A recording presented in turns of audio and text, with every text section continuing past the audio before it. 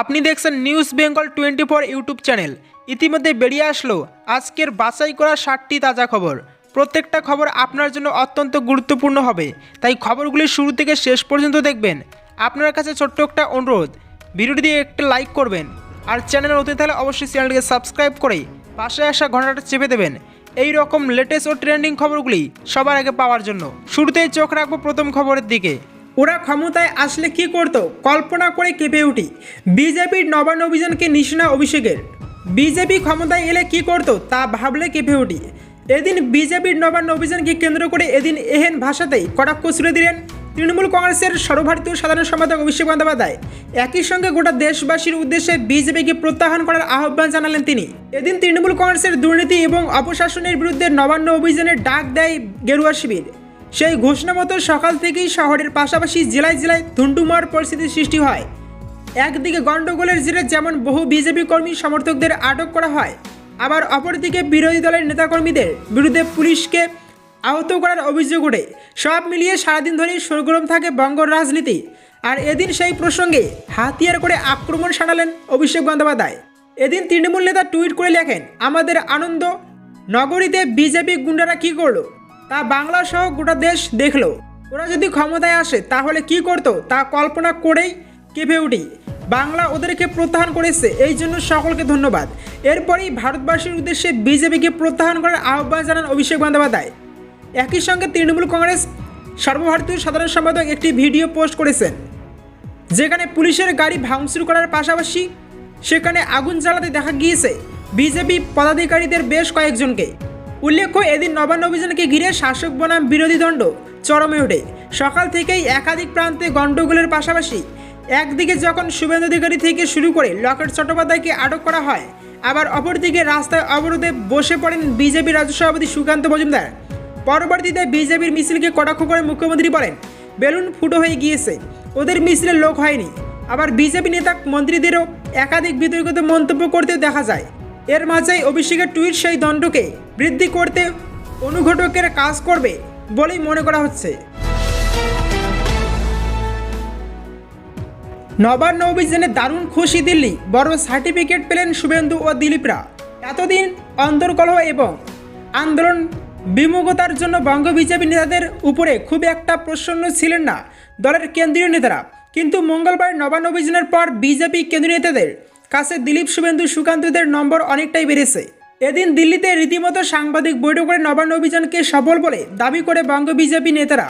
পঞ্চমুখ হলেন বিজেপির শীর্ষ নেতা এবং প্রাক্তন কেন্দ্রীয় মন্ত্রী রবিশঙ্কর প্রসাদ।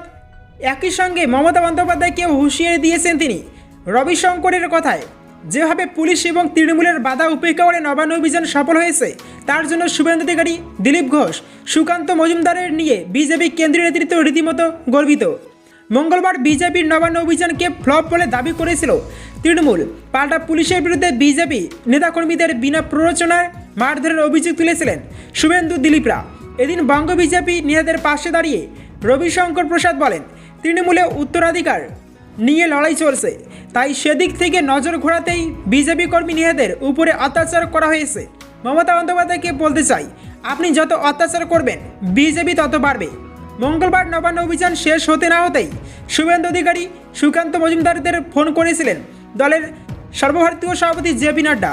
এদিন বিজেপি রাজ্য নেতাদের প্রশংসায় পঞ্চমুখ হয়ে রবিশঙ্কর প্রসাদও বলেন, আমাদের বিরোধী দলনেতা শুভেন্দু অধিকারী, রাজ্য সভাপতি সুকান্ত মজুমদার, প্রাক্তন রাজ্য সভাপতি দিলীপ ঘোষ, রাহুল সিনহা, লকেট চট্টোপাধ্যায় সহ দলের সব সাংসদ, বিধায়ক, নেতাকর্মীদের নিয়ে আমরা গর্বিত।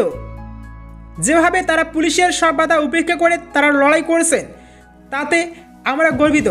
আমি জয়প্রকাশ নারায়ণের সৈনিক। ইন্দিরা গান্ধী অনেক চেষ্টা করেও জয়প্রকাশ নারায়ণকে রুখতে পারেননি, আপনিও বিজেপিকে রুখতে পারবেন না। মনে রাখবেন, বাম কংগ্রেস মুছে গিয়েছে, বিজেপি ৭৭-এ পৌঁছে গিয়েছে। তৃণমূলের অর্থ শিকড়ের সঙ্গে যার সম্পর্ক, মাটির সঙ্গে সম্পর্ক থাকলে এভাবে অত্যাচার করা যায় না। আপনি দলের নাম বদলে ফেলুন। আমাকে বাঁচতে দিন, আদালতে কেঁদে ভাসালেন পার্থ চট্টোপাধ্যায়। অর্পিতার ব্যাংকে কোটি কোটি টাকা কোথা থেকে এলো? আমি বাঁচতে চাই বলে বিচারকের সামনে কান্নায় ভেঙে পড়লেন পার্থ চট্টোপাধ্যায়। এসএসসি দুর্নীতি মামলায় গ্রেপ্তার পার্থ চট্টোপাধ্যায় এবং অর্পিতা মুখোপাধ্যায়কে বুধবার ভার্চুয়ালি আদালতে পেশ করা হয়েছিল। সে সময় এই চূড়ান্ত নাটকীয় পরিস্থিতি তৈরি হয়। ভরা আদালতে বিচারকের সামনে কান্নায় ভেঙে পড়েন তিনি। এদিন ফের ব্যাংশাল কোর্টে হাজিরা দেওয়ার কথা ছিল পার্থ চট্টোপাধ্যায়ের। এসএসসি নিয়োগ দুর্নীতি মামলায় গ্রেপ্তার বিধায়ক পার্থ চট্টোপাধ্যায়কে এই নিয়ে তৃতীয়বার আদালতে পেশ করা হলো তাকে। পার্থ চট্টোপাধ্যায়ের পাশাপাশি অর্পিতা মুখোপাধ্যায়কেও এদিন আদালতে পেশ করা হয়। তবে নিরাপত্তার খাতিরে গতবারের মতো এবারও তাদের ভার্চুয়ালি আদালতে পেশ করা হয়। হঠাৎই সওয়াল জবাবের মধ্যে ভরা আদালতে হাউ হাউ করে কেঁদে ফেলেন পার্থ চট্টোপাধ্যায়। এদিনে যথারীতি পার্থ চট্টোপাধ্যায়ের আইনজীবী তার জামিনের আর্জি নিয়েই হাজির হয়েছিলেন আদালতে। এই নিয়ে সওয়াল জবাব চলার মাঝেই পার্থ চট্টোপাধ্যায় কান্নায় ভেঙে পড়েন।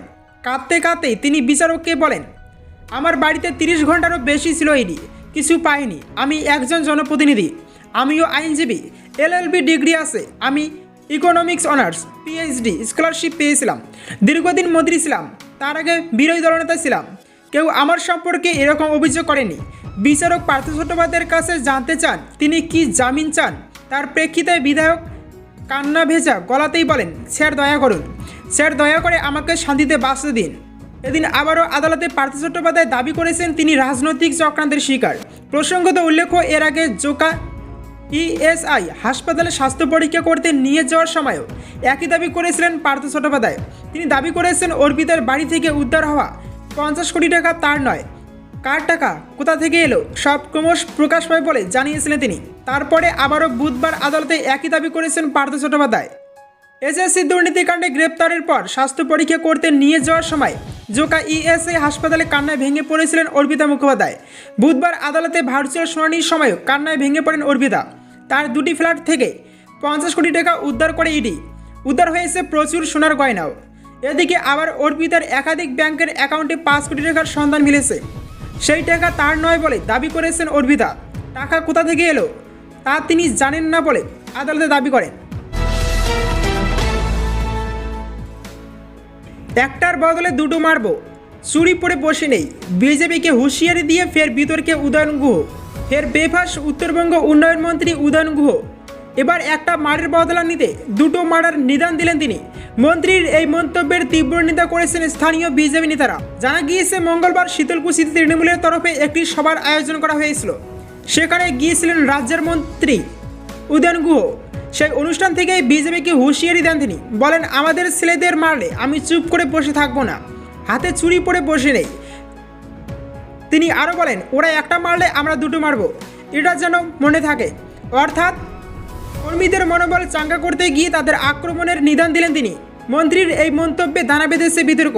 মন্তব্যের প্রতিবাদ বিজেপি করলেও এ বিষয়ে এখনও তৃণমূলের তরফে কোনো প্রতিক্রিয়া পাওয়া যায়নি। তবে এই প্রথম নয়, আগে বহুবার বেফাঁস মন্তব্য করেছেন উদয়ন গুহ। তা নিয়ে তীব্র বিতর্ক হয়েছে। গরু পাচার মামলার প্রসঙ্গে উদয়ন বলেছিলেন, বহু নেতার বিরুদ্ধে পাচারের অভিযোগ রয়েছে, সেসব আর মুখ ফুটে বলতে চাইছি না। সেখানে 2-4টে গরু পাচার হতেই পারে। পার্থ চট্টোপাধ্যায় ও অনুপ্রীতের পাশে দাঁড়িয়ে উদয়ন গুহ আরও বলেন, কেউ পার্থ চট্টোপাধ্যায়ের বাড়িতে টাকা পায়নি, কেউ অনুপ্রীতকে গরু পাচার করতে দেখেনি। কেন গ্রেপ্তার সেটা সিবিআই আর ইডি জানে। এর আগে বিএসএফ প্রসঙ্গেও আপত্তিকর মন্তব্য করেছিলেন উদয়ন।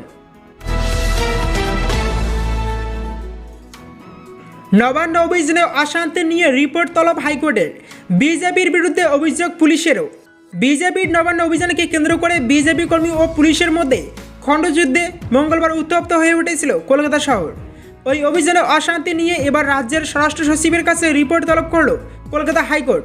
কলকাতা হাইকোর্টের প্রধান বিচারপতি প্রকাশ শ্রীবাস্তব ও বিচারপতি রাজস্বী ভরদ্বাজের ডিভিশন বেঞ্চ আগামী সোমবার এই বিষয়ে রিপোর্ট পেশের নির্দেশ দিয়েছে।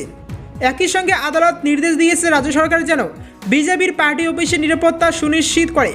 অন্যদিকে কলকাতা পুলিশের এসি পদ মর্যাদার এক আধিকারিককে রাস্তায় ফেলে বেধড়ক মারধরের অভিযোগ উঠেছে বিজেপি কর্মীদের বিরুদ্ধে।